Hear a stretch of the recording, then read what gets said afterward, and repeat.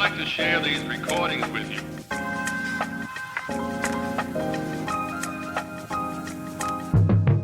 Hey, MARMC family. Welcome back to the Maintainer Podcast, where we highlight the voices and stories powering the Mid-Atlantic Regional Maintenance Center, the Navy's leader in ship repair and fleet readiness. I'm Jared Patch with the MARMC Public Affairs Office, and today's episode is a big one. We're bringing you a full deck of stories, from medical readiness to infrastructure, strategic leadership, small business, Navy heritage, and more. This episode captures the depth and variety of work happening across MARMC and the incredible people making it happen every day. So get some water, stretch those legs, and pace yourself, because this episode is a full-on marathon of MARMC goodness. Let's get into it. Ready, set, go. You're listening to the Maintainer Podcast.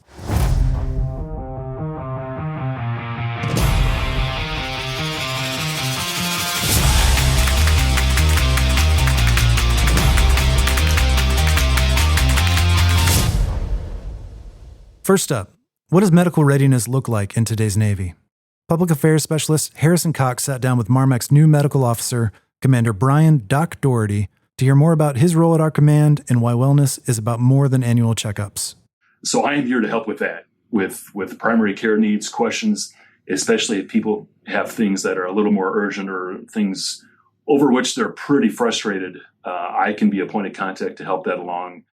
From the importance of self-care to making sure every sailor and civilian has the tools and support they need to stay mission ready, Commander Doherty gives us a look at how he's shaping a healthier workforce at MARMC. Because let's face it, you can't maintain ships if you're not maintaining yourself. So, sir, if you could just give us a really quick introduction for yourself. Greetings. I am Commander Brian Doherty, medical officer with the Mid-Atlantic Regional Maintenance Center, MARMC. And if you could just talk to us about your medical credentials and how basically you decided to go from a doctor to joining the Navy. Absolutely. So I am a family practice doc, and that's a generalist. We usually think of military as being a little bit more focused on active duty members, but family practice covers all aspects of care from cradle to grave, and it takes the whole person into account. So really, generalist is, I guess, the best term for family practice. Doing residency in family practice, I knew I wanted to do something active with medicine, maybe a little bit different from the traditional career path that a family physician would take. And so I talked to the Navy at the tail end of residency and joined shortly after residency, direct accession to the Navy with the Officer Development School in Newport, Rhode Island. Very nice, sir. And if you could just talk to us about basically what your role is going to be here for the dive locker and for all of the sailors here at MARMC. MARMC is a huge command, very, very big command, and we have to take care of our people, and that's where I come in to help. So as an undersea medical officer, I can do dive physicals and chamber treatments for things that come up with the diving community. Dive physicals and being an undersea medical officer is kind of like being a primary care physician for the divers. But in addition to that, looking after the health and readiness of MARMC as a whole involves trying to help everyone. So there's a lot of medical needs in the command, and many, many places have a shortage of personnel these days, and there's a lot of work to do. So I am here to help with that, with primary care needs, questions, especially if people have things that are a little more urgent or things over which they're pretty frustrated. I can be a point of contact to help that along and even see some things myself and try and get people seen and taken care of. So I guess my role is a little bit of a dual-headed nature. There's senior medical officer of MARMC and then undersea medical officer with the dive locker. For the stigma around mental health and everything with the Navy and the military in general, what would you say to people that maybe have doubts about coming up to you or really anyone regarding mental health? I would highly encourage everyone to press forward with talking with someone. Bottling things up is almost never a good idea. By human nature, we're social by nature, team-oriented by nature, especially in the Navy. You get things done with teams. And teams are made of people, and people are not robots. So we all have issues. No one is perfect. And it takes a ton of resiliency to fight the fight and to bring your best self to work. no one ever comes to work saying they want to do a bad job. It just doesn't happen. Right. So, but all of us have challenges. And so anyone with anything that could be an issue, a source of stress or more, I would highly encourage to seek anyone out, from a friend to chaplaincy to medical, fleet and family, military one source. All these resources are meant to help us. And what it comes down to at the end of the day, oftentimes, is making a human connection with someone who cares. I cannot stress that enough, to seek out help from anyone for help. Makes sense. Yes, sir. I agree. Going back to education really quick, where did you go to medical school? I did medical school in Dublin, Ireland. Oh, wow. Okay. Which I absolutely loved. I was able to see the old family farm, meet the relatives. Wow. I had wanted to live in Ireland for a very long time, and it was kind of a way to kill two birds with one stone, get med school done and live in Europe and Ireland for a bit. So that was extremely educational, to see the world from a different perspective and gain an appreciation for getting Oconus. You're right. That is awesome. Okay, sir. And if you could just give us some quick health advice, anything that you think would be helpful for the listeners of our podcast. Absolutely. I think you have to look after yourself and your own health. Everyone in the Navy, and I mean everyone, is a leader, but you're no good to anyone if you don't bring your best self to work and you aren't comfortable in your own skin and ready to face the challenges of the day. It's amazing how true that is. I learned that as part of a Navy leadership class, and I think it's so true, where you have to make sure you're in a good place before you lead others. And all of us are leaders, so all of us need to look after ourselves.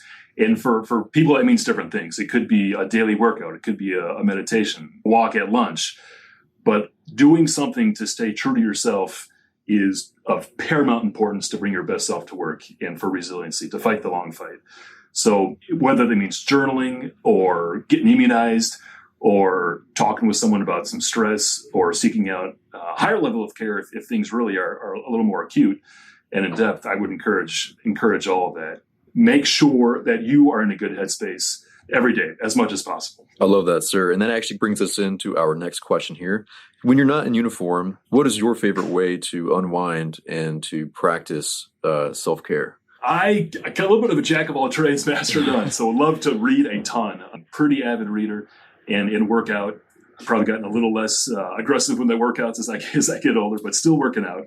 And then going for walks with my wife and the dog, and also playing music. Those things really kind of take my mind to a different space, allow me to focus, but on things other than medicine and military. Very nice. What do you play? Here again, jack of all trades, master of none. So a little piano, guitar, violin, drums. Oh, wow. Really good at nothing, but competent at a lot of things. That's awesome. The whole band. Yeah. That's very cool. Okay, sir. Well, again, thank you very much for your time. And we are very just grateful to have you here as a new addition to MARMC. So thank you. Grateful for having me. Thanks so much. Thank you, Harrison, and thanks, Doc. Leadership isn't just about making decisions. It's about navigating change, especially when the waters are anything but calm. In times of shifting tides, a clear vision isn't just helpful, it's essential. That's where Sean Greenaway comes in. As MARMC's acting executive director, Sean has the tough job of steering this command through uncertain seas, but he's no stranger to challenges. As we look into that environment of completing our mission, because that hasn't changed, doing it with less people, which is a challenge, force shaping to get more efficient, to be able to accomplish the mission is got my attention. Public Affairs Specialist Oscar Pope had the opportunity to speak with Sean, who shared his perspective on the future of MARMC, from reshaping the workforce to interagency collaboration and streamlined efficiency. Sean takes us from his roots in Pittsburgh to his rise through the Navy ranks, sharing how those experiences shape his leadership style and help him to guide MARMC on the road ahead. I'm Oscar Pope, Public Affairs Specialist, sitting here with Acting Executive Director Sean Greenaway. Sean, how are you? Great. I'm great. It's a great day, and it's a great feeling to be here working at MARMC. Thanks for taking the time to sit with us for this interview. I'm thinking of a city. It shares a sunny day like today here in Norfolk. It has over 446 bridges. What city am I thinking about, Sean? You're thinking about my hometown, Pittsburgh, most likely. You're right. A lot of bridges. You're right. Tell us a little bit more about your hometown. So I came into the world in Pittsburgh in the early 60s. JFK was president at the time. Steel mills were in full swing. There was days during the daytime that with the air being stagnant, it would almost appear to be, twilight or nighttime because of the smog and stuff like that. But that didn't happen an awful lot. But there was an awful lot of industry, steel production going on as I grew up. My father was working in the mills. My mother was an RN. And back then, I think it was uncommon for two parents to work at the same time. But as time went on, of course, that had to be a thing for us. And so I have one older brother, two younger sisters, and three younger brothers. So we were pretty close, and my parents did what they could to provide for us. But I think it was a good childhood in those circumstances. And, being from that area, of course, the Pirates and the Steelers are big influences on us, and we really enjoy watching those teams. Of course, they're not doing so well right now, but, fans are fans, so you do what you can. So I grew up, went to public schools. I started out in private school and then went to public schools for most of my time there, mainly studying academic pursuits. But what I did was decided college wasn't right for me right out of high school. So 2 days after graduation, I joined the Navy and started this whole beautiful experience of working for the government and doing Navy things. All right. So you joined the Navy out of Pittsburgh in 1981. Yeah, it was 1981, and in June of 81, I went from the football field with a cap and gown to a plane 2 days later, heading to Great Lakes, doing boot camp. Okay. So went through that experience. It was summertime, so that was nice, but I did get a taste of winter in Chicagoland because I had to go to A school right after, and that went all the way into the next spring almost, and then went out to my first ship. Tell us about your college background. I know you just traveled just northeast of Pittsburgh in the city of Bristol. What college was there? So that's Roger Williams University up there. And what I did was when I was in the Navy during my first tour, I had a small break in service and actually got out and went to University of Pittsburgh for a little bit in pre-medicine of all things. And then decided to reaffiliate. I was in the reserves and came back active duty.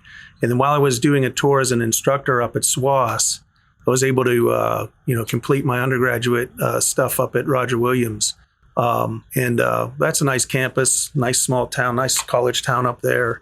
But it was close to SWAS, and that made it very convenient to do that. So I completed that portion of my education up in Bristol.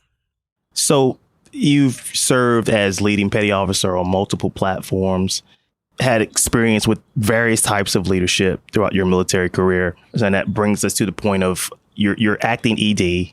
What is your vision for the organization over the next 5 years? Well, so as we all know, with the new administration and some of the presidential memos and executive orders, there is a very strong effort to reduce the size of the federal government.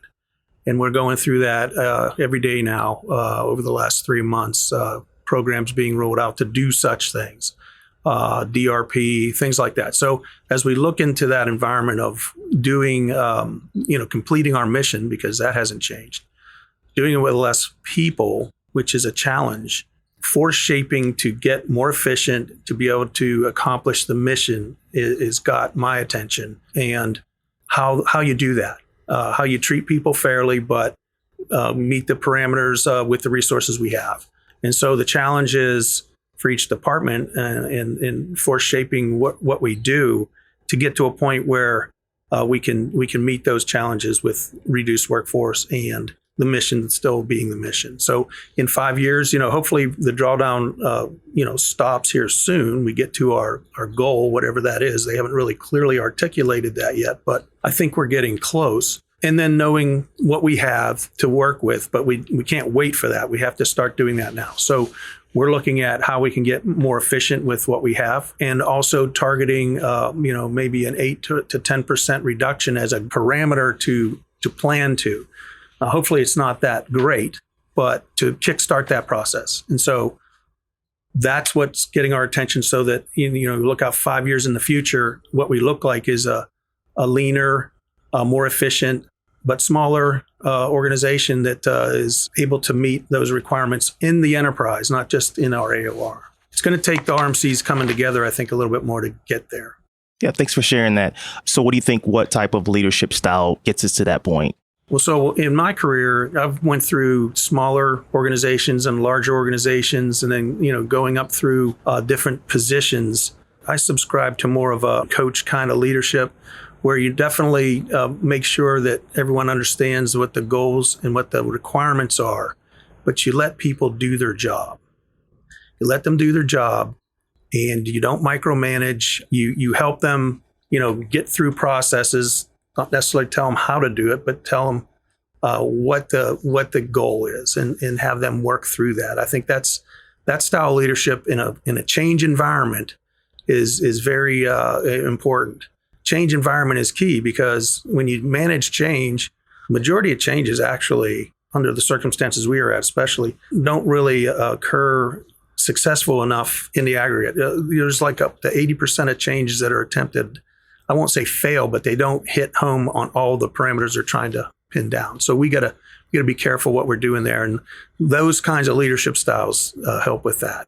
Thanks for sharing that, Sean. So we talked about significant changes to the federal workforce, specifically here at MARMC. There's immense worry throughout the command. So how do you plan to manage the stress that comes with the decisions that need to be made, at the same time helping employees manage their stress? Yeah, that's a tough one, because everyone has their own viewpoint and their feelings about what's happening, right? So from myself personally, I like to sort through, get the facts, be patient enough to wait until I have enough information to actually formulate an opinion on what's going on, and then stay mission focused on what I'm trying to accomplish. So that's how I manage stress. Try not to do everything in one day. That's never going to happen. There's always going to be more to do. So have a work-life balance that makes sense for you, and just maintain a steady strain on things and get through it.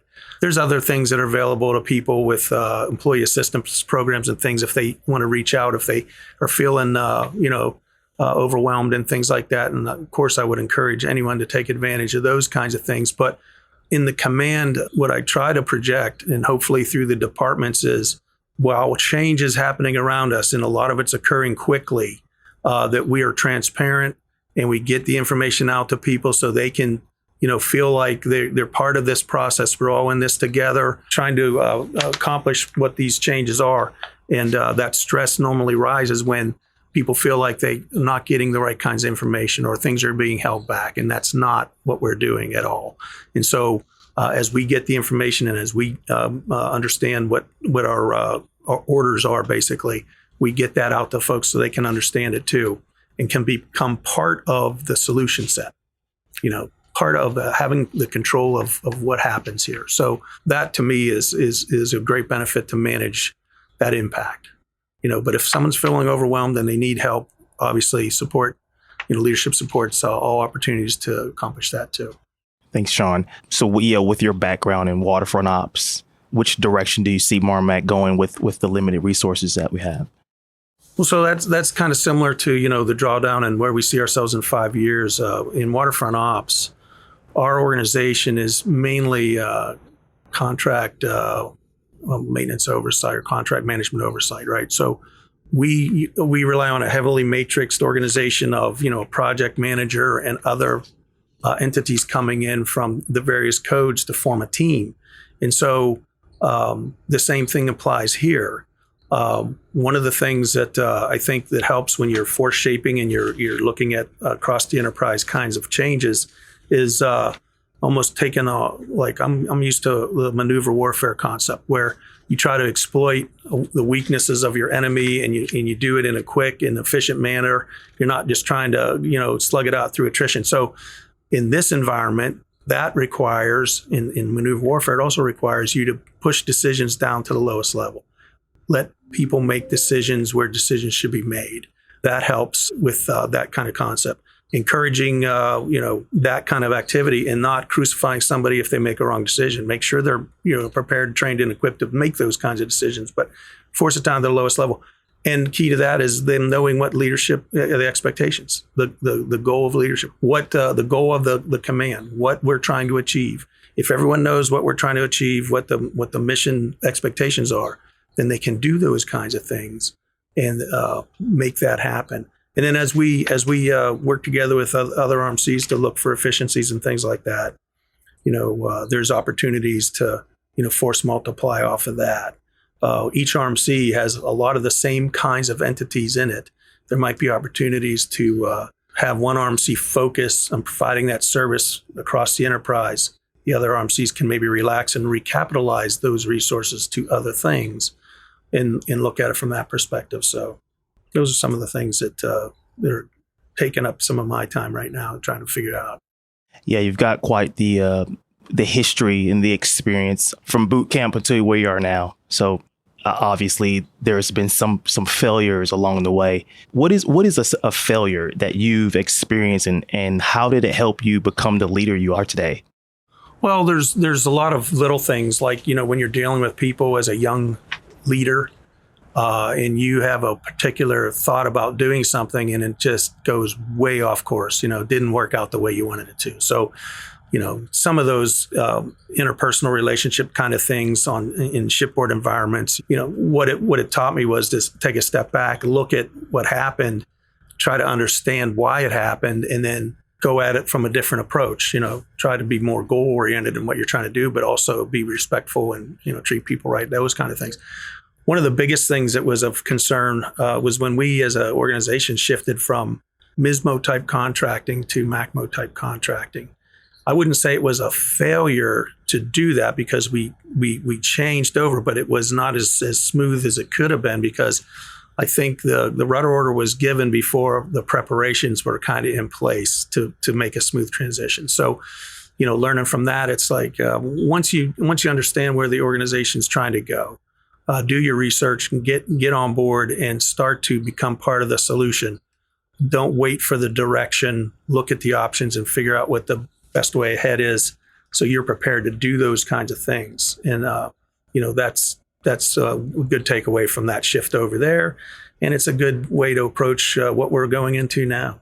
We don't know what our resource bottom line is going to be. We don't really know what FY26 budget is going to look like right now. So we have to make some assumptions and formulate some ideas and plans to be able to take that on in a short period of time and not be floundering around trying to figure out what it is we should be doing.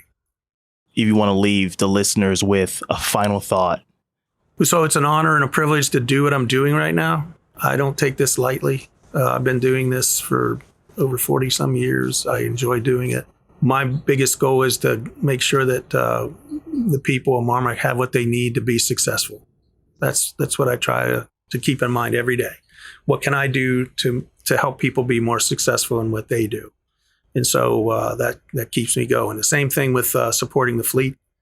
I was out there running those ships for quite some time, and I know the challenges that are in front of those folks, and whatever we can do as an organization to better help them be prepared for what they do we're all about it. So, trying to keep that attitude up and do that every day, it's going to make a difference. That's great advice. Thanks for your time today, Sean. It was such a pleasure to speak with you. Well, I look forward to doing it again sometime. Enjoyed it. Thanks.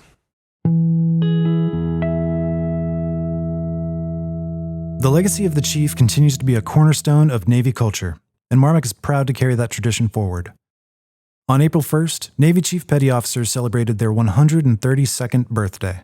Yes, 132 years of deck plate leadership, goat lockers, and sea stories.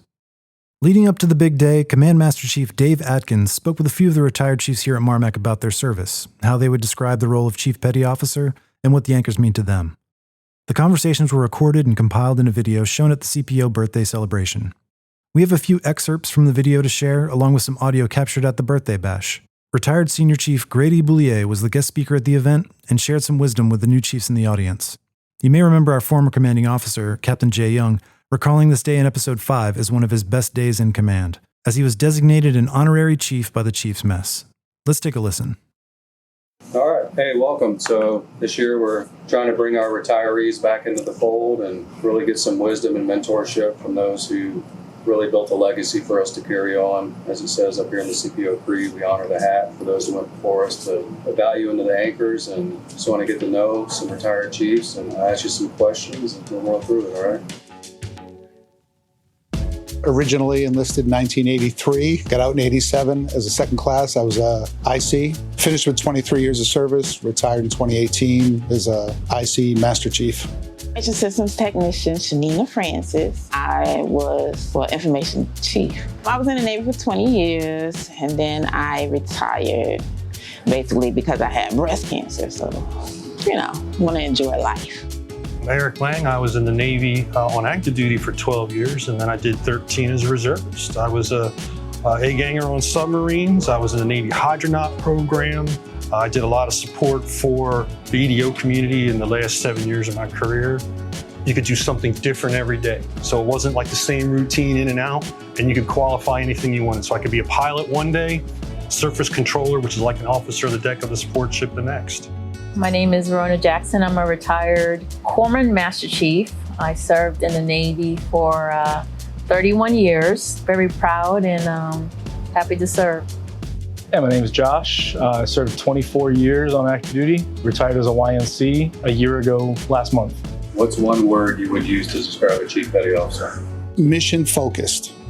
My word is mission focused. We are a mission first organization. I think there's wisdom to retaining the history and the heritage of our mission first organization. We are warfighters first. This is the military. It's the United States Navy. We've been kicking ass and taking names for a long time, and now's not the time to let up on the gas.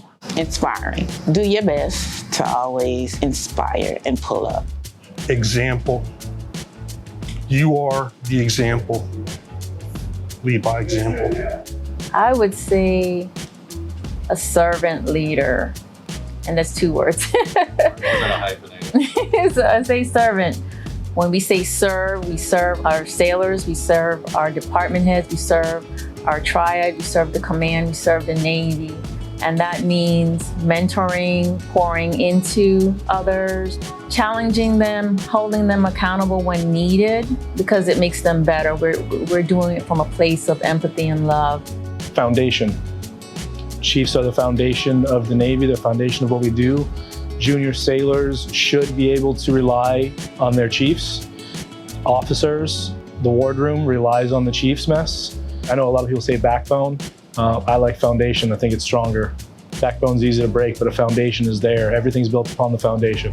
So going back to your time as a chief and even now, what do the anchors mean to you? I always think of the anchors in the context of when I was a junior sailor and what the chief was when I was just a fireman apprentice on the USS Proteus AS-19 in Guam back in the day. And it's funny because there were really excellent chiefs and there were some who were not excellent. And I was raised under a not excellent chief, and I didn't respect him as a person. And I know this sounds like it's counterintuitive, but my point is, I remember thinking, if I get to wear those anchors, I'm not going to be anything like that guy. And I had other examples on the ship that I pointed to that I wanted to be like. So the anchors mean to me, more than anything, the elevation of excellence. You know, growing up, coming through the ranks, you always looked at the chief as that person, right? So you had some good ones, you had some bad ones, but you learn from each one. The anchors to me meant that I had a heavy load of responsibility to take care of both my officers and my enlisted and try my best to make good decisions. The anchor to me represents core, honor, courage, commitment, value, accountability. That's what the anchor represented to me. USN, you know, unity within the mess, service, navigation, don't forget where you came from. When I think of anchors, I think of the good book. There's a scripture that talks about the anchor holding us safe and secure. So when I think of chiefs and the anchor, I think of the strength, the unity, the ability to hold down the fort, to be the backbone, to ground our Navy, our sailors, the mission. So I think of strength and I think of solidarity with that. The anchor to me is a symbol that represents knowledge, strength, guidance, For me, it always symbolized somebody I could go to when I needed help, regardless of what type of help it was, whether it's professional help, personal help, somebody who knows what the heck they're talking about when it comes to their rating and their job, somebody who could just help me with life advice, somebody who had been there, done that, and was there to help. That's why you go through the initiation, is to have confidence in your uniform and in yourself, knowing that your seniors were the one who selected you for Chief Petty Officer. They thought something about you. So remember that, and I hope you enjoy the Navy as well as I did. I love coming back. I'm so happy that Chief Foster invited me back to speak, and I hope the encouraging words was 28 years ago, we were proud to be chiefs, and I see that we're still proud to be Chief Petty Officers. But I thought I kind of feel like I achieved a little bit because I didn't go through the season. But I've seen 3 tours, I've seen many seasons, I've sat through many pinning ceremonies. I know what goes into making a chief. I know the pride that you have when a message comes out. It's one of my favorite days when I get to go with the CMC and the XO and tell people that they made chief and watch the season go through and see the pinning. It is one of the best traditions we have in our Navy. I really hope it never ever goes away.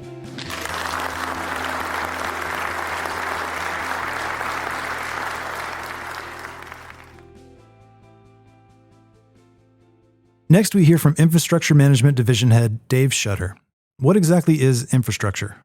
You know, in reality, infrastructure for the organization is everything that does not fix a ship. So from your computers, how you come to work, where you come to work, where you sit, if your walls are painted, if your lights are on, if your computer's working at your desk, you name it, it belongs in the infrastructure world. We learn more about the logistical challenges of managing facilities concerns across 9 buildings on 3 different bases with only 7 people, and why MARMC is fortunate to have our own dedicated team to handle issues in-house. Dave also catches us up on the progress made by the cybersecurity and security team since our last IG inspection, lets you know who you can thank for your new laptop and printer, and fills us in on the current state of ongoing projects affecting the command. Oh, and Dave, sorry about all the coffee grounds. Over to you, Oscar. All right. Well, hey, guys, welcome. We're here with the one and only Dave Shutter. You know, Dave has many hats over cybersecurity, facilities, security, IT. What else? Am I leaving one out? That's it. That's it. Man with many hats and one head. Welcome to the podcast. Thank you very much. It was very difficult getting you here, but we finally got you in the seat.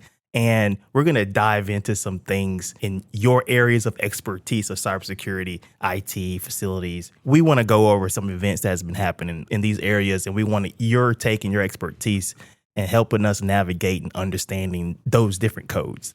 Absolutely. So let's jump right into it. First, give us a little bit of background about yourself. Spent 20 years in the Navy. I was a retired gunner's mate. Had a short stint as an LDO. Was supposed to go be the stow on the Mobile Bay. Turned it down, decided to retire. Joined when I was 17, retired when I was 37. Spent about a year in the private industry. Biggest claim to fame was Planters Peanuts. I was the maintenance manager of Planters Peanuts and the trail mix in a plastic bag that you eat today. I installed the first equipment to make that out in Suffolk, Virginia. So that's pretty interesting. You talk about the maintenance man at Planters Peanuts. Yep. That probably gives you a lot of credibility here as being over the facilities department. No, it was more so the equipment out there. In reality, infrastructure for the organization is everything that does not fix a ship. So from your computers, how you come to work, where you come to work, where you sit, if your walls are painted, if your lights are on, if your computer's working at your desk, you name it, it belongs in the infrastructure world. Have you dealt with many inspections because of the state of this building? Oh, absolutely. The hardest part I have with a lot of it is you speak of the inspections. 6 IGs, I think, in the last 20 years. All the other inspections that come in, the FMAAs. We've had CCIs come in from the cyber intel world.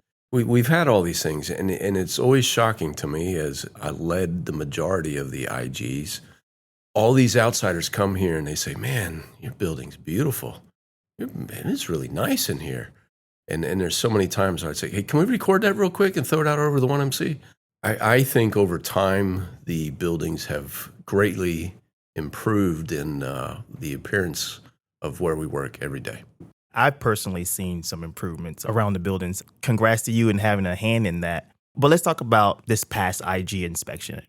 Over this past IG inspection, MARMC has had an opportunity to improve in some areas. How are you addressing these areas, specifically security, performance, and readiness? I will first start with cyber. It's the easiest one to get out.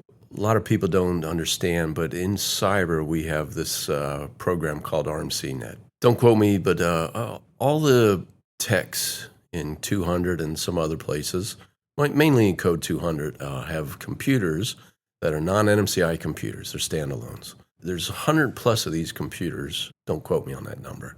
Years ago, we did an IT court, and everybody was supposed to tell us about these computers. The biggest thing in this program is we want to make sure that those computers are stigged, patched, and kind of like your home computer. To give an example, the Norton antivirus. You don't want to get a virus on those computers.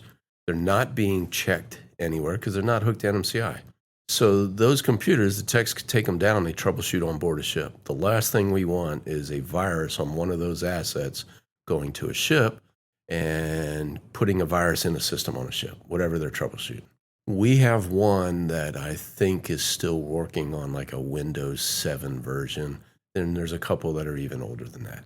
So therefore, we have to create this server, standalone server in cyber that monthly checks these computers to make sure there's nothing bad on these computers, any viruses, so we don't go and put it onto the ship. Probably 2 years ago, we had the only, out of all the RMCs, the only authority to operate fully certified RMC net group to be able to perform this function.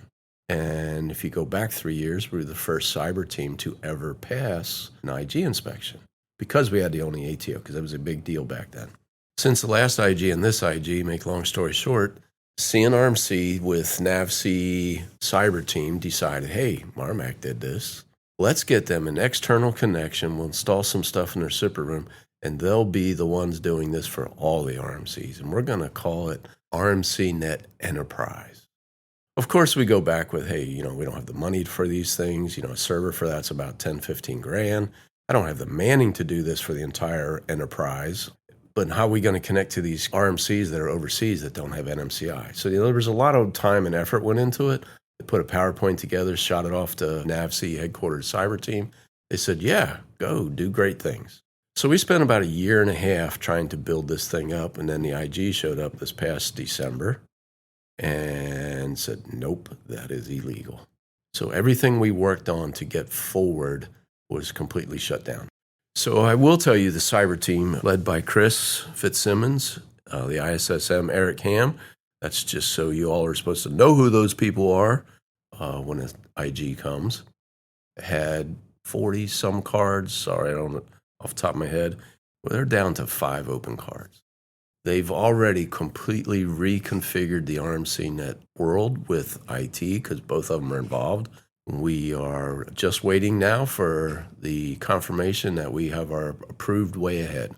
We have completely put to the side the way we were doing this for the enterprise. We're just doing this for MARMC because everything we were told was wrong. The cyber team was able to produce. We showed all the OQE that we were told to do this, and it just went on deaf ears, and we failed in the cyber world. But they're already fully back up and running. I don't even think it's been, 4 months since the IG, and all their cards but 4 are closed. So cyber team has been pumping through it, working hard, and we're already on a better path ahead. Now we'll talk security. Same situation, probably, I want to say they had like 60 some cards and failed. So to take a deep dive into everything between Captain Young and leadership, taking a deep dive, we've had separate looks come in. We actually have a security manager from one of the warfare centers, PhD, here with us right now for 3 weeks to give us a third set of eyes. And I think it comes down to a lot of business of the past and where we came from. If you took the majority of the cards, a lot of it is detailed around the personnel security world and your security clearance. As we take the annual security fresher training every year, it tells you there's reportable criteria. If this happens to you, so this is what I hope everyone catches out of this. If you did any of these things or any of these things happened to you, they are reportable to security. What got security into a hot wash on this last one was the fact that there was a lot of things are being found that people, A, didn't report, or B, the previous security team reached out to you, say, hey, they found this on you. Where's your paperwork? And nothing was ever followed through on numerous cases. Therefore, the CAF came in and just revoked their clearance, and they're still working here. They found 37 people in that situation. All 37 have been since cleared, but now they're still working through. We got to go through every civilian, military, and contractor in the organization and look into a true deep dive into their clearance to make sure everything is in place for them. I want to say we're probably 40 to 50% through that right now. Long way ahead, because on the same note, our personnel security, before the IG showed up, the personnel security lead and one other person had retired 10 months prior to them showing up. So there's 2 vacancies in there. The new personnel security manager just checked in the week before the IG started, and she's cleaning house. There's been numerous all managers' emails letting them know why they're getting these different emails and stuff to get a better way ahead. But when we really look and deep dive into what the majority of these clearance issues was still happening, it comes back to the onboarding process. And I think we're working, we've reached out to every RMC, we've reached out to headquarters, warfare centers. The ways of the past on how somebody onboarded have changed on what they can and can't give them, i.e. as far as goes to clearance. We can no longer give someone an interim clearance like you have in the past. People were onboarded without truly having a true screening done, not to their fault, not to leadership's fault. We went from the JPAS program to the DIS program, very little training on it. Some policy has changed on how you can and can't bring someone on board. Use the military experience. They're not supposed to leave for boot camp until they have a fully adjudicated background. We're getting sailors here who've been in the Navy for 4 or 6 years and never touched it. So there's faults all over to not point fingers. We just want to clean up our house, and we're well ahead on doing that. So you talked about security, and you provided how cybersecurity is pivotal in protecting the data, especially from viruses and things, and how you got 40 or so cards down to now 5. Right. You were dealing with other things. Let's look at facilities. Woo! Hot topic, right? So facilities has been going through multiple projects, some projects implemented by MARMC and some projects implemented by NAVFAC. Can you talk about those projects, who owns them, where are we at in terms of progress, and how has it impacted MARMC since they started? Let's just start with so people really understand the benefit they have here at MARMC, unlike any of the other 332 tenant commands on Naval Station Norfolk. We are the only command on this installation that has their own facilities team.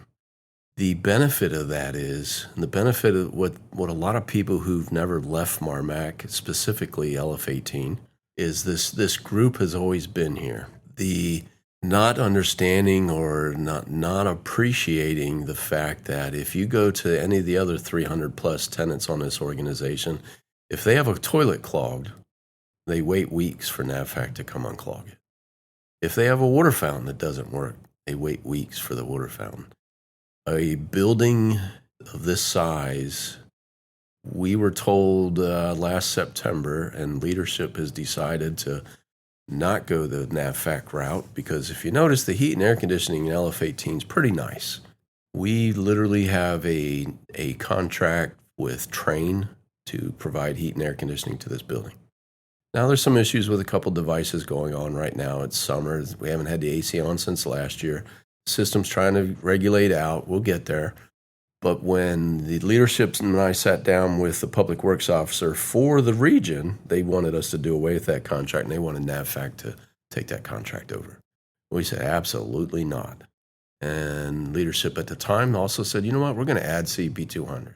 There are still issues at CP200, but this year has been the best year, in my opinion, of the environment and CP200. It's not there yet.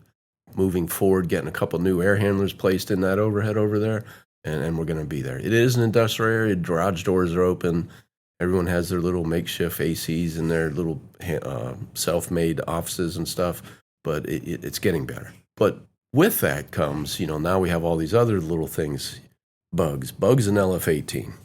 One, it's a work environment. It's not a house. You and I would, if we had a bugs in our house, we're going to stop at Home Depot on our way home. We're going to grab some bug killer. We're going to spray away because we know what our families are allergic to or not allergic to, susceptible to or not susceptible to. If you have pets, dogs. So because the mass amount of people in here, we don't know everyone's history medically. So when they come in and we can't just go out and buy everything you would buy off the shelf out in town. They have their OSHA requirements, safety requirements, on what they can and can't do. We've taken a round turn on that. We tried to, last year when it was really bad, NAVFAC was coming over, their bug team was coming over and treating the high volume areas of bugs. And I think we got it under control. You don't see this many anymore. We tried to go out and get our own pest service contract. NAVFAC shot that down. They didn't want that. So we couldn't force that subject. But it also enlightened to the NAVFAC world that we need help in this building. Compiled with the fact that we have a Bayview Cafe up front, there's a lot of trash and things that come associated to a restaurant type thing. LF18, a lot of people don't know, is on a sewage tank. The tank gets pumped. And it's a scary thing when NAVFAC comes to work on that pump in the back of the building. 2 decks down underneath that back platform loading dock, when they would lift that manhole cover to go in there to make repairs, they'd throw 4 bug bombs in and come back 2 hours later because the walls crawl with palmetto or cockroaches. So every time they would bomb these tanks to get down there to work on that stuff, guess where them bugs would run? Right in this building. Every time they spray and they come in, we call them up and say, hey, we're starting to see 1 or 2 here and there. They'll come over and they'll treat. But what does that do? It brings them out of the woodworks to where they're hiding. And then we see more for like a week or 2 and we get rid of them. That's where we are. That's like one of the biggest things, the bugs. But, I think we got a better control on it than we were a year ago. Talk about the quay wall. The quay wall, the parking. Woo! Where are we at on that? So the quay wall. Everyone knows many years ago, the back bulkhead was collapsing in. We never lost a car back there, but we were getting real close. So they came in and they blocked off it was quite a few years. They blocked off the whole back row of parking. It was 122 spots we lost. Then they took away a bunch more, gave us the side parking lot. So when they wrote when NAVFAC did the contract to do that quay wall, a lot of people don't understand that quay wall project started all the way over by the marina and came all the way around past LF18 over to the Airlamp building at the end of the road. When you award these type contracts, it's got to be MILCON and it goes to a higher level to get approval. At the same time, the airfields, the airstrips on the installation, they're very severely deteriorated as well. So they combined both contracts to do the airstrips and the quay wall under the same contract. And the reason you know why that's so important is up until probably 2 or 3 weeks ago, you didn't hear a helicopter over LF18 for quite some time. They're back. If you've been outside, walk around the building now that it's nicer weather out, you will notice the helicopters are flying again. Because for the last year, since they started that project last year, the helicopters were put over to a different facility, flying out of that facility. They haven't stopped flying, they just weren't flying behind us because they had to finish this flight line out here. At the same time, they were working on the quay wall. It appears that it's done, but there's an entire lane back there that still has no concrete in it.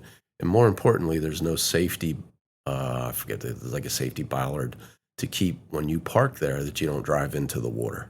They have to finish the airfield that they're working on the other side of the base where the helicopters were operating for the last year. Once they finish that, they're coming back over here and going to finish that roadway out there, put the bollards in, paint the parking lot, and we'll be good to go. They are telling us hopefully by midsummer they will be there, and which is ahead of schedule because when this whole project started, pending, everyone knows a contract can be added to, moved on, and things like that. And we're trying to get a definitive answer on the contract end date right now. But when this all started last year, the contract end date was November 30th of 25. So if they turn that parking lot over to us in the middle of this summer, we're well ahead of schedule. I think a lot of people wanted to know the actual end date. November 30th is what I'm familiar with. And you mentioned.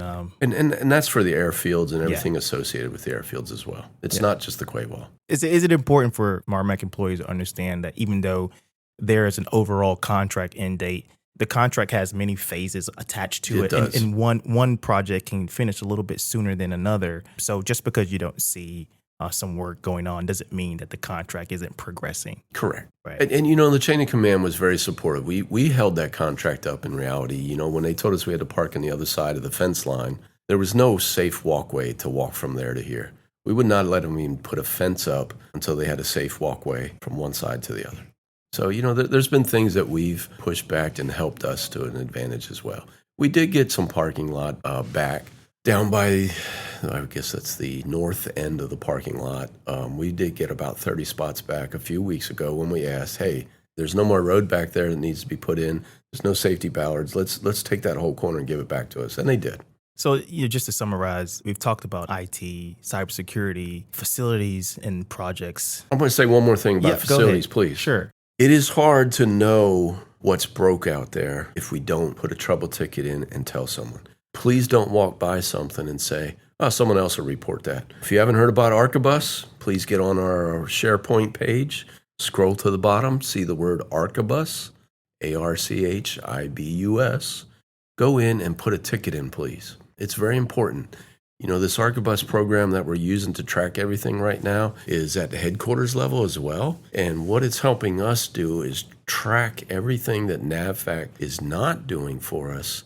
The Warfare Centers took this program after about a 3-year runtime for the Admiral to come in and weigh in heavy on the NAVFACs, and you're doing nothing for us as an organization.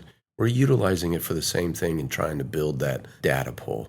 So please, if you see something wrong, a sink's clogged up, stop putting coffee grinds in them. Put the trouble ticket in. We don't know. We're in 9 buildings on 3 different naval bases with 7 facilities personnel. We need your help. If you identify it, we'll come fix it. Here at MARMC, we're definitely spoiled having our own facilities embedded, and the Archibus system is pretty simple to use. So absolutely, I 100% agree. That we can get in and get those tickets to you. We haven't talked about IT yet. We haven't talked about IT. No, we talked about cyber. We didn't talk about IT. 2 different people. Oh, I thought it was cyber. The RMC net was IT. But go ahead. You want to expound on IT? Yeah, I hope everyone's enjoying 156 brand new Xerox printers. Yeah, I see Beautiful thing they're going on out there. They work well. I think we're above 90% of personnel having laptops. Sorry, telework was taken away. But we did get there, and that was a big push for us when COVID hit, was to get all the desktops converted to laptops. Got a big brand new shipment of 300 more in, and they're scheduling everyone to get their refreshed new laptops for those who have the older versions in the organization. And one thing about IT that a lot of people don't understand, we through a IT budget line pay fleet forces. There's 2 NMCI CTRs sit in the IT office. Gabe and brand new just checked in with Luis. They are NMCI employees. They are not MARMC employees. They follow our IT director's lead, but they are on site to help us with a lot of things. And for those folks over in the outlying CP200 on Monday, Wednesday, and Friday in your business office, we have IT people sitting over there to keep you from having to come here. How about that? Yeah, I had no idea that you had IT folks sitting over at CP200, kind of heading off a lot of issues. It's saving them that trip from coming over here. If I could load up equipment, mouses, keyboards, monitors, and we have a little stash in a closet over there. And this way, the people at CP200 don't have to drive over here for it. That's definitely a benefit to have. That's about our time, and I appreciate you sitting with us and going over these topics. I was hoping for more. I heart this place. I share that sentiment. Thank you all very much.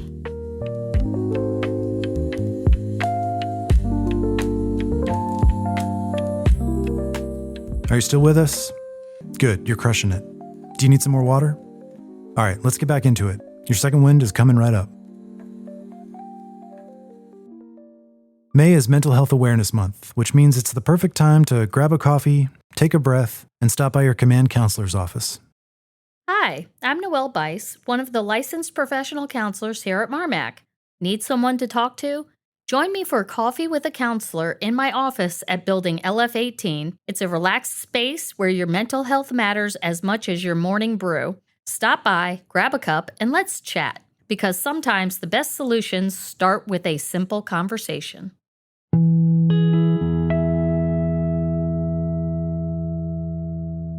Earlier this year, MARMC's Deputy of Small Business Programs, Stacy Cooper, and a team of industry volunteers helped put on the second annual Small Business Navy Expo, where private sector innovation meets public sector need.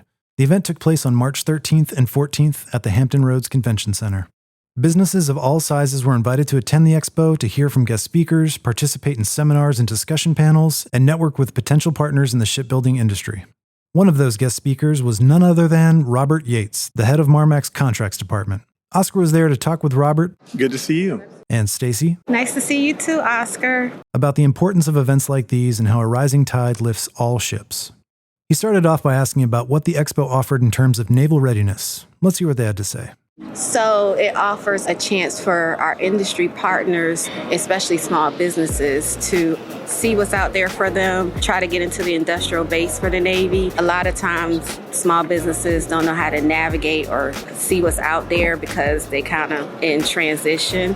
And so events like this gets them to come meet with our large industry partners, and also they can meet with small industry partners to maybe team up, because we always tell them to try to subcontract first. Events like this just really highlights what the Navy does, and not just our Navy partners, but also Army and Air Force and Marines and Coast Guard. In terms of Navy readiness, this type of event really gets us more small businesses into the industrial base. So it allows people to understand that as a customer, we offer a varied amount of requirements. Not everybody understands the things that we contract for, the needs of the Navy, and this allows us to kind of project, hey, we're kind of a really big customer, and we've got so many different requirements. It's not just about, do you know how to weld? Do you know how to pipe fit? We've got so many different requirements, right on from buying paper to IT support to buying various materials and services. You know, when you have a billion-dollar command like MARMC is, there's a lot of different availability of services and supplies that are out there. And in particular, being that this is a small business expo, it allows small businesses to see and ask questions about how they're able to get in on that and be a supplier and help meet the Navy's requirements. He also asked Robert about networking opportunities, the variety of businesses in attendance, and the benefit of having large and small businesses all in one place. Well, I think it's not just meant to educate all the different contractors. It's also meant to serve a little bit of the networking. You have larger companies like BAE. I think one of the major sponsors was Momentum, if I remember right. You have lots of different companies that are able to network and talk and say, how can I help meet the mission? Can I team? It offers the ability for everybody to be in one space, see what they do, see what they offer. Normally, you'd have a lot more research to figure these kind of things out, but when you have all the subject matter experts for a given company in a room, that kind of synergy allows for a lot of discussion and opens up doors and possibilities. So I think that that's a secondary effect of this. With a successful second year under their belt, he asked them about what the future holds for small business and the Small Business Expo. I think small businesses are going to continue to grow. The ideal scenario for most of them is that they keep getting bigger and they keep making networking and they are able to do more and more for the Navy. As far as I'm concerned, we keep pushing business to small businesses on purpose. You know, we want the competition. We want lots of businesses who can meet the Navy's needs because, like I said when I was on stage, one deep isn't really good for us. We need competition. We need more than one person who can do the requirement because at times the requirement can get large enough that one business cannot handle it. The other thing is it allows us to have market competition and keep prices as a customer where I'd like them. You know, we're going to keep this moving in spite of the climate we're in this year. We still had a good turnout. I don't want it to get too big because then it loses the intimacy for the networking and everything. But we're gonna keep this going. As long as I'm around, we're going to keep this going. Thank you, Stacy. We look forward to seeing what's in store at next year's Expo. And Robert, we hope to see you there again too. If I'm invited back.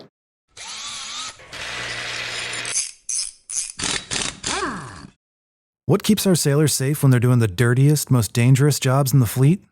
The answer might start in the SCBA shop.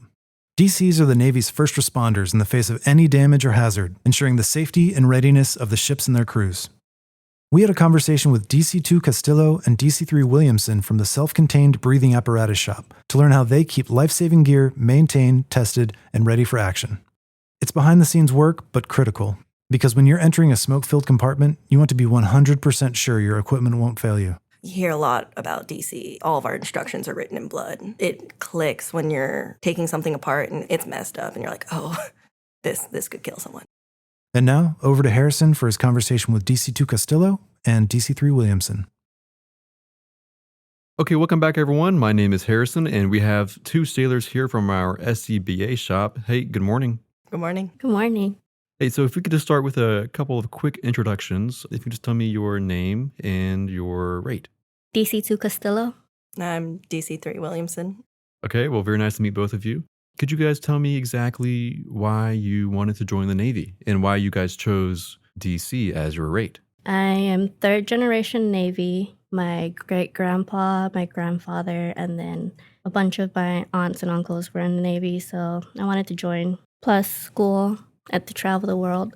I originally did not pick DC. I wanted to be an HM, but I would have been in debt for, I want to say, a year and a half. So I was like, just send me out the fastest that you can. Right. I get it, yeah. And I remember you telling us right before we started the show that you are from Guam and you dipped out of Anchorage, Alaska? Yes. That's awesome. Yeah, that's definitely a flight. Oh, yeah. A long way. And how long have you been in the Navy? I've been in 9 years. 9 years. Awesome. And what about you? I joined the Navy because travel. Mm-hmm. Funny as it is, stuck on a ship in the yards. A lot of water. I was a firefighter before, so they were like, congrats, you can be a DC-man, go fight fires on a ship. I love it. If you guys could both tell me, if a civilian were to ask you what you do in the Navy, like what a DC is, what would you tell them? Pretty much a shipboard firefighter, working on maintenance, making sure that the ship is fit for anything, withstand anything, deal with fires, floodings, toxic gas, pretty much any casualty that you end up doing on a ship. Yeah, we just mainly work on the equipment, prepping just in case the worst thing happens. How long have you both been here at MARMC? 4 years. 4 Too years. long. Wow. Okay. All Coming right, up you're a on veteran. 6. Oh, wow. Okay. Now, how does that work? Is it because as far as I know that like shore duty is like what? Usually 3 years? 3. So did you guys like choose to stay here at MARMC or? I got extended to match my husband's PRD. Okay. But then I'm here on a pregnancy avail right now. Oh, awesome. Well, congratulations. Thank you. I got pregnant. My husband owed 6 years to his ship, so I had 6 years here. Okay. Well, makes sense. You guys both are in the SCBA shop. That's correct, right? Yes. What exactly does SCBA stand for? Self-contained breathing apparatus. And what is that? So we have 2 separate shops within the SCBA shop. We have bottles and then we have packs. For bottles, all we do is we hydrotest the bottles every 5 years just to make sure that they're still within breathing air standards and everything like that. Make sure that any bottles that are unfit to be in the fleet are taken off so that ships are able to fight fires or casualties in case anything happens while they're out to sea. Sounds like it's a very important job. Yeah. Packs is very similar. The SCBA bottle goes in the SCBA pack. We have a lot more small moving parts. So every 3 years, we have to make sure nothing's getting damaged, make sure everything's still well lubricated, and make sure the O-rings haven't popped. Just a lot of like small fixes. Do you guys have any specific jobs that you do within the SCBA shop? So I am the work center soup / ALPO. So I technically do all the supervising, make sure that the guys know what they do on a day-to-day basis. And I am their second set of eyes if ever they need to condemn a bottle or if they're unsure of how to do something.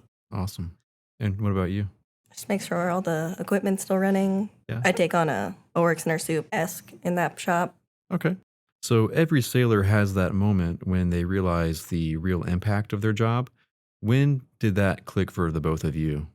I want to say it was my first ever casualty on the ship where we had a major fuel oil leak and I was one of the first responders down there. That was eye-opening to me because this is what we do, this is what we're supposed to train for, and for me to actually witness it firsthand, it's kind of an overwhelming feeling, like a sense of accomplishment that, hey, I helped out so that the ship wouldn't flood or wouldn't sink or anything like that. Wow. Yeah, that's something. That's high stress, but That's good that you knew what to do, though. What about you? It was really different coming from civilian fire EMS. Yeah. To come, because it's really different. Mm-hmm. It was probably just like, you hear a lot about DC. It's all of our instructions are written in blood. Mm-hmm. And eventually it clicks when you're either like taking something apart and it's messed up and you're like, oh, this could kill someone. What's something about your work that would surprise most civilians or even other sailors from other rates? I'm honestly not sure. I know that a lot of people, when I say I'm a DC, they look at me all weird because of how tiny I am, and they're like, can you actually put on a whole ensemble and go down into the space and actually fight a fire, or do you have a hard time with everything like that? But at the end of the day, it's like, this is my job. This is what I'm trained to do. So if I need to train other people to do what I do, then I'll be able to help them out. It's probably training. Yeah. You don't realize how much people, like, you're going to have to talk to people being a DC. Yeah. Oh, yeah. Everyone from fire safety watches to IET drills. You just have to constantly be teaching people stuff. Yeah, everyone relies on you on the ship for training.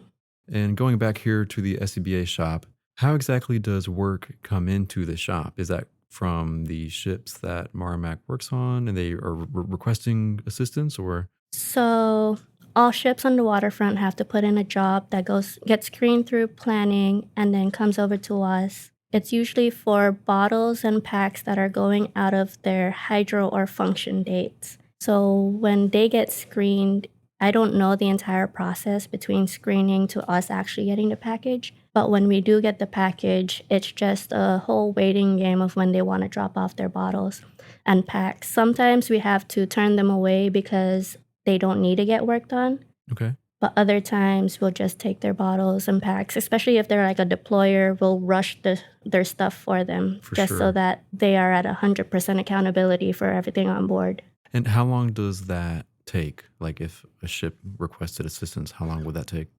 It all depends on when we get the package in hand. If we get the package and they drop off, we can usually get the packs and bottles done the next day and they're ready for pickup the day after. Want to add anything to that? No, She's got it. Yeah. Sounds good. How long does it take to refill one bottle? It honestly depends on what fill station you're using. If we're using our portable, our fill trailer that we have, that we take on the drills, if we're using that, it takes 2 bottles at a time, and it usually takes about, I want to say 5 to 10 minutes to fill up. But if they're using anything on the ship, it's all about air pressure and all that, and how much patience you have. Makes sense. Okay.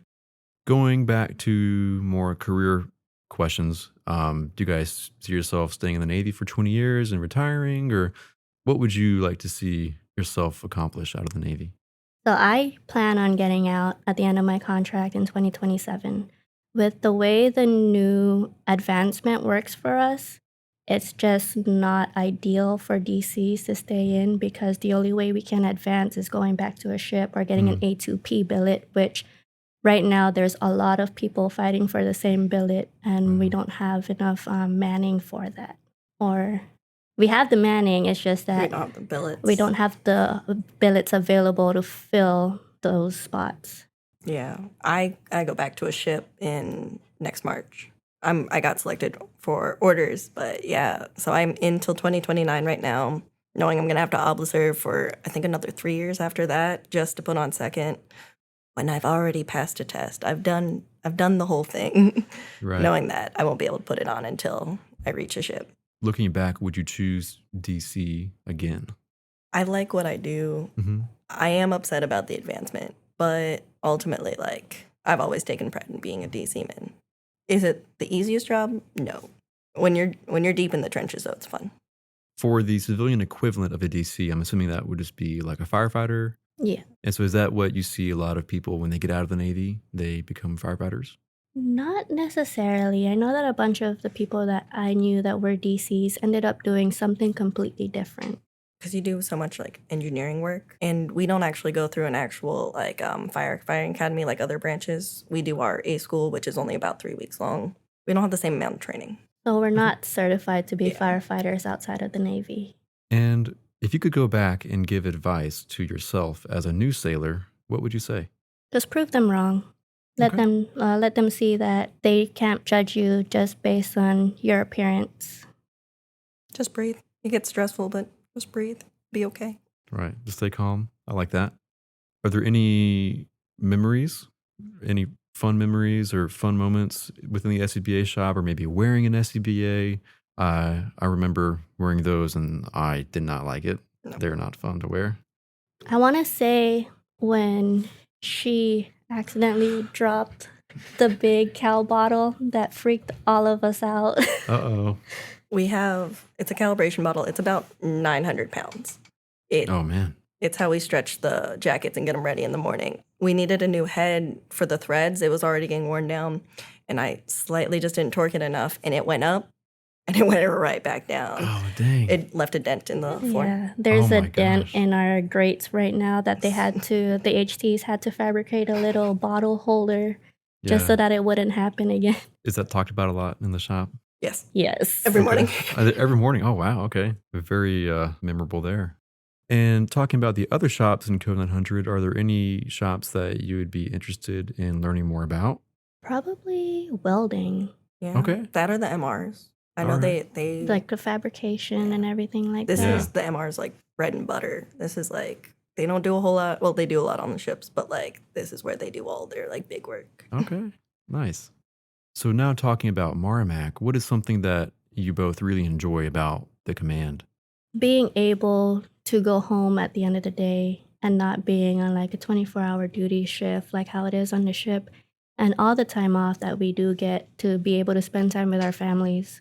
Okay, well, DC2 Castillo and DC3 Williamson, thank you again so much for your time. We really do appreciate you guys coming in here for the podcast, and it was very nice getting to know both of you and just getting to know more about what the amazing work the SCBA shop does every day. So thank you. Oh, thank you. Thank you.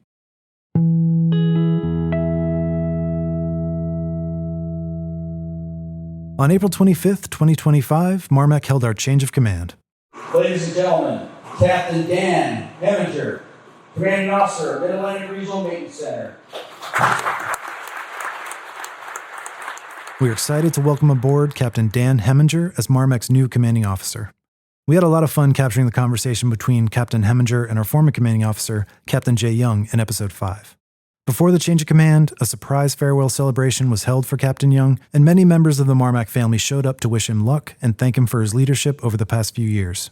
We were able to speak with a few of the attendees to get their thoughts on Captain Young and what his time as commanding officer meant to them. The captain is definitely one of the best CEOs I've ever had. Anytime you talk to him, regardless if it's in a professional or a personal manner, he gives you every bit of his attention. He never tries to push you away or shorten anything up. It is always, you are the most important person in the room at that moment, and he makes sure that you know that. I got to say it to him yesterday that the Navy needs good men and women to get to where we want to go in the future, and he is the perfect example of a great man that anyone can emulate themselves off of. And so I think the kind of person that he is going to be something that I will try to emulate moving forward. I think he did an amazing job with that, supporting the sailors, the civilians. I think he supports everybody. It's across the board. Nobody feels like they're separated or they're not included in MARMC events. I think the captain did wonderful when it comes to that. Well, I would just like to say that when you look at all the CEOs that run this United States Navy and the ones that I've had, dealing with Captain Young allows you to see that he is so personable with you, and he knows how to keep it professional at the same time, but just his sweet spirit, his caring spirit, and just words of encouragement when I'm always with him, just discussing stuff. I can always rely on an honest and true answer from him, and that's made a big difference from my time being with him, and it will truly be missed, but cherished at the same time. His dedication to the warships that we are charged with fixing, repairing, and providing tech assists for is second to none. So it's an infectious personality where steady hand, calm demeanor, but the goal is always to succeed. And he has led this command for darn near 3 years in a way that very few can do. This tour has really been fantastic. I think one of the biggest accomplishments he's ever made in the entire Navy, he made on April 1st when they made him an honorary chief, and that still brings tears to my eyes because I know what a big deal that was. I think he's had to work harder at this job than he has had in the past, so it's been very challenging for all of us, but Norfolk has been wonderful to us as well. So he's very happy here. And we'll close this segment with a quick conversation between Public Affairs Manager Chris Wyatt and the man now taking the helm, Captain Heminger. Good morning, world's finest, RMC. Captain Young, we recently bid farewell to him in a farewell luncheon.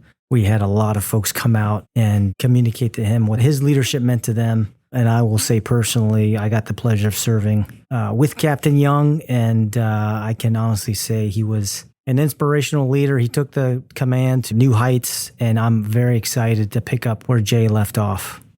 Absolutely, sir. We are sad to see Captain Young leave, but we are excited to have you on board and looking forward to the new heights you're going to take us in the future.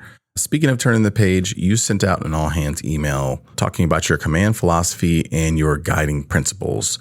Where else can we see that if we wanted to reference that moving forward? Sure. Thanks, Chris. So my command philosophy and guiding principles, we've posted it at certain locations around the command, so you should be able to see that as you're walking around. We've also posted the document on our SharePoint, so you can access it there as well. That's right, sir. For folks on SharePoint, the guiding principles are located right underneath your bio in building LF18. Your guiding principles are located in the command break room. And for those working in CP200, they'll find it on Main Street. After you putting out your command philosophy and guiding principles, are we going to have an opportunity to hear from you in a town hall? Okay, yeah, great question, Chris. And I am definitely excited to get out and interact with the command. I think first town hall is going to be in LF18 Granby. So that's coming up.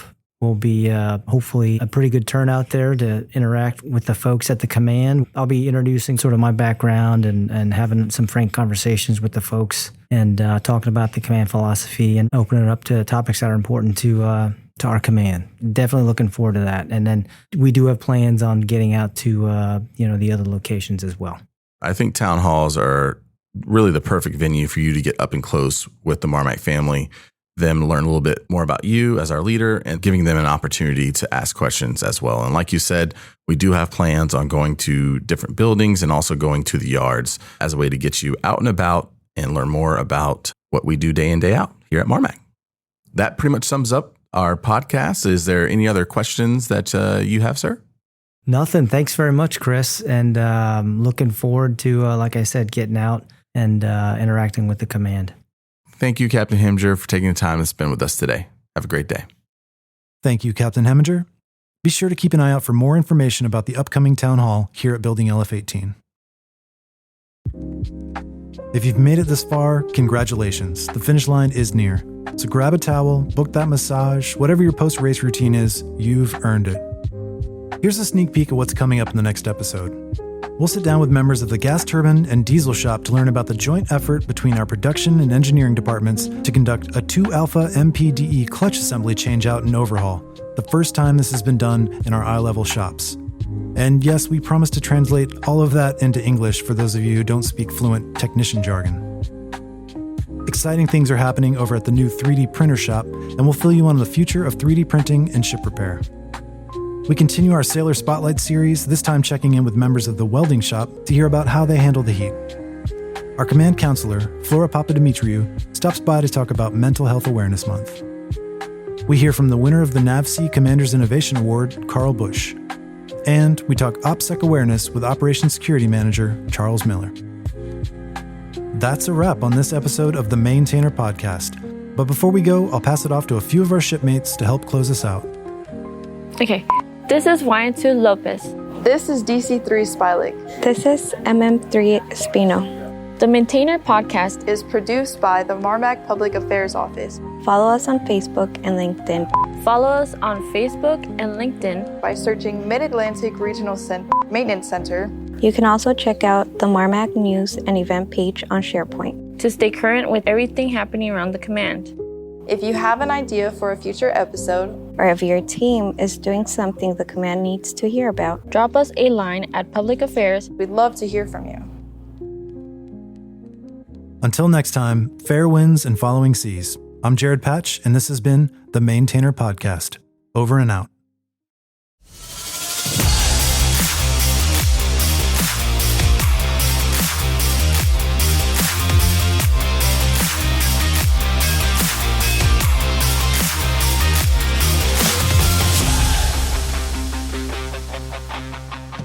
If you have an idea or a future